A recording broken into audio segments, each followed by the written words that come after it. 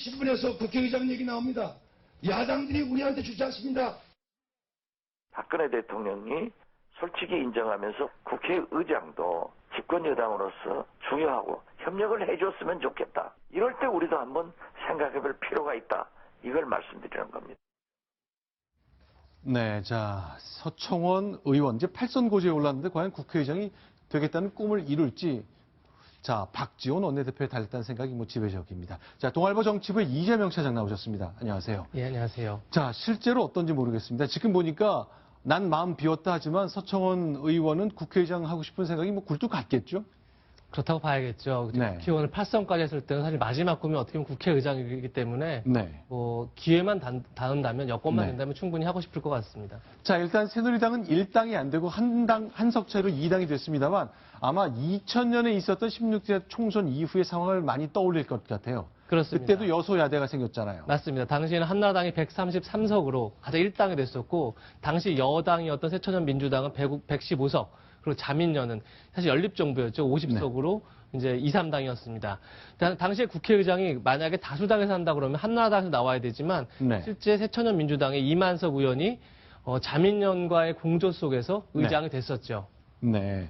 자, 그러니까 처음에는 여소야대가 됐지만 이제 처음에 2년간은 여당에서 의장을 내고 나중 2년은 야당인 한나라당에서 국회의장을 낸 거였죠. 그렇습니다. 이런 상황대로라면 이번에 2년은 똑같이 적용된다면 새누리당이 나중 2년은 더민주당 쪽에서 내는 게 마땅한 것 같은데 실상 그렇게 될진 두고 봐야 되는 거잖아요. 그리고 이제 국민의당에 달렸다고 아까 지금 저희 제목에서 나왔지만 그렇게밖에 말할 수밖에 없는 게 결국은 지금 아까 처음에 말씀드린 것처럼 새누리당이 122석 그리고 더불어민주당이 123석으로 의석이 거의 차이가 없는데 결국은 38석의 국민의당이 어느 쪽 손을 들어주느냐 여기에 서청원 의원의 꿈이 이루어질지가 결정될 것 같습니다. 결국 정진석 원내대표와 박지원 원내대표 두 사람이 이제 궁합을 잘 맞춰서 얘기를 맞춰가면 서청원 국회의장 카드가 현실화될 수 있는 것 같은데 자, 이 두 사람 지금 이제 상견례 하면서 안철수 대표를 만났을 때 얘기군요.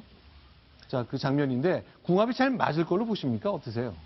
이건 궁합이 맞고 안 맞고의 문제가 아니라 정진석 원내대표 입장에서는 당연히 박지원 원내대표를 최대한 자기 편을 끌어들여야만 최소한 어떤 원구성 협상에서 유리한 조건에서 이렇게 협상을 할 수 있겠죠. 네, 그러나 이제 두 사람은 과거에 자, 야당 의원 시절에 박지원 의원이 당시 청와대 정무수석이었던 정진석 지금의 원내대표를 겨냥한 얘기를 했군요.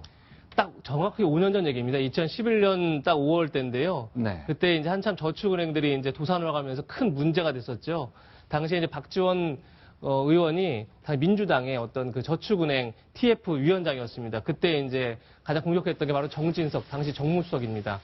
정진석 수석이 그 사마저축은행 문제가 된 사마저축은행의 사회이사를 맡았습니다. 이걸 두고 결국은 사마저축은행이 정진석 정무수석을 통해서 청와대에 로비를 했다 이런 이제 의혹을 제기했었죠. 당시에 이제 정진석 정무수석은 자기가 사마저축은행의 사회이사를 맡은 건 맞고 심상길 명예회장도 잘 알지만 자기가 아는 지인 수천 명 중에 한 사람에 불과하다. 그렇게 이제 해명을 했었고요. 사실 이건 불편한 상황이 좀 연출되고 뭐 그런 적이 있었잖아요. 뭐 역산동 고깃집에 가면 신상길 명예회장이 누구와 왔는지 알 수 있다면서 이제 당시 정무수석이 비리 저축은행 주인으로 됐던 분과 가까웠다는 것을 대놓고 얘기했었거든요. 그렇죠. 당시 이제 박지원 말씀드린 TF 위원장이 굉장히 청와대를 강하게 공격을 했습니다. 그랬더니 청와대에서도 바로 반격을 합니다. 목포에 있던 보혜저축은행이 또 로비를 했다. 그 보혜저축은행이 누굴 통했겠느냐 그러면서 얘기는 하지 않지만 박지원 의원이 로비의 창구였다. 이렇게 이제 서로 굉장히 이제 이전투고 난타전을 이제 벌였던 때가 있었습니다. 자, 그게 바로 5년 전입니다. 여성원 변호사. 뭐 정치라는 게 다 그런 거죠. 그렇게 이제 다퉜지만 이제는 새로운 국회를 맞아서 또 같이 궁합을 맞추면서 얘기를 많이 해야 되잖아요. 예전에 그 국제사회에서는 영원한 적도 영원한 우방도 없다 했듯이 정치사회도 마찬가지 아니겠습니까? 뭐 김종인 대표가 뭐 저희 더불어민주당 간 거나 뭐 전부 다 그런 건데요. 저는 아까 박지원 원내대표가 국회의장을 새누리당에 뭐 줄 수 있다 이런 말을 했는데 그거는 그냥 해본 말씀이라고 봅니다. 왜냐하면 그 전제가 달려 있잖아요. 그렇죠. 박근혜 대통령이 사과하면 뭐 하겠다 그러는데 박지원 의원이 박근혜 대통령이 사과하지 않을 걸 몰라서 그랬겠습니까? 제 생각에는 그거는 국민의당이 더불어민주당 견제용으로 네. 지금 국민의당 출신들이 거의 더불어민주당에서 나온 사람이고 하니까 어떤 둘이 협력하지 않겠냐. 그냥 이렇게 말하는 것 갖다 방지하기 위해서 우리가 독자적인 세력을 형성하겠다. 독자적인 어떤 영향력을 행사하겠다. 그러기 위해서는 무조건 더불어민주당에 영합하지 않겠다. 그래서 한 말씀이지 국회의장 그냥 주겠다는 말씀 아닌 것 같습니다. 자, 그러면 실제 이제 서청원 국회의장을 볼 수 있는 겁니까? 어떻게 되는 겁니까? 이하 변호사 지금 말씀하셨지만 결국은 네. 국민의당이 자기의 협상력을 키우는 차원에서 박지원 원내대표가 그렇게 말했다고 봐야겠죠. 그럼 이제 사실 새누리당 고민이 이제 거기서 출발할 텐데요.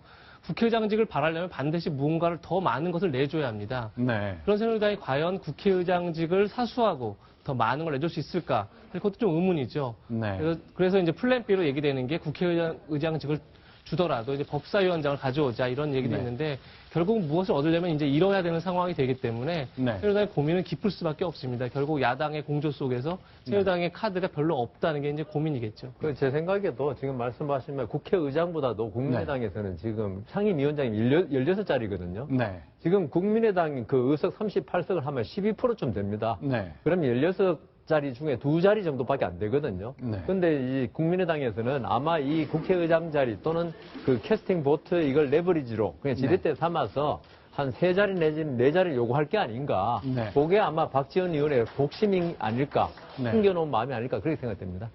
알겠습니다. 자, 이제 요즘 정치 뉴스가 많이 없어지다 보니까 박지원 원내대표가 중심이 되는 경우가 많은데 최근 기억하시죠? 자, 새로 원내대표가 3당에서 선출되고 추대되면서 넥타이를 맨 색깔로 인사하고 그 색깔로 여러 가지 해석이 되는 경우가 많았습니다. 그런데 이제 박지원 원내대표가 예전부터 넥타이 때문에 여러 가지 일들이 많았다면서요. 네, 김문수 전 지사죠. 네. 김문수 전 지사와 박지원 의원이 15대 때, 그러니까 네. 16년 15대 선거 때 부천 소사에서 맞붙었는데, 네. 저 화면의 왼쪽에 있는 거는 이제 김문수 전 지사의 자서전이고, 오른쪽은 박지원 의원의 자서전인데 1년 상관으로 나왔습니다. 95년에 나왔고 96년에 나왔는데 네. 책 제목을 잘 보시면 김문수 전 지사는 95년도에 아직도 나는 넥타이가 어색하다는 제목의 책을 냈습니다. 노동운동가니까 노동운동가였기 때문에 네. 정치가 어색하지만 내가 열심히 해보겠다 이런 제목의 책을 냈는데 1년 뒤에 이제 총선에 나갔던 박지원 의원이 나는 넥타이를 잘 매는 남자다. 이런 제목의 책을 내면서 네. 경쟁 구도를 또 형성을 했습니다. 그래서 김문수 전 지사가 이거 저작권법 위반이다. 이러면서 고발을 했습니다. 그래서 이제 문제가 됐었는데 15대 총선 때는 김문수 지사가 이겼습니다. 아, 그때 치러진 총선에서는 김문수의 승리. 아, 두 사람이 지역구가 같았군요. 그렇습니다. 그때 부천 소사에서 맞붙었는데 네. 하여튼 내용은 저런 거예요. 내 책이 유권자의 호응을 얻으니까 박지원 의원이 고의적으로 넥타이를 제목에 갖다 썼다. 그리고 이제 박지원 의원이 여기 대해서 내가 넥타이 잘 맨다는 건 몇 차례 보도가 됐는데 김문수 지사가 낮은 인지도를 높이려고 나를 고소했다. 이렇게 맞붙었었습니다. 자, 이번에 야당 얘기 좀 볼까요? 이제 우상호 원내대표가 등장한 이후에 여러 가지 소식들이 쏟아지고 있습니다.